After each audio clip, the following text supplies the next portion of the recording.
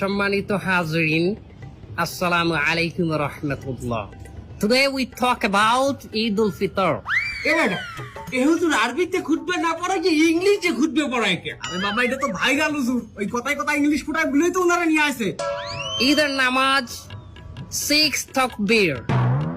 6 takbir. Number first takbir is hands up. তার কেউ বুঝুক আর না বুঝুক ইংলিশে খুতবা দিতে আছে। আচ্ছা হুজুর মেলা বলতে আছি আমরা, আপনি কয়েন।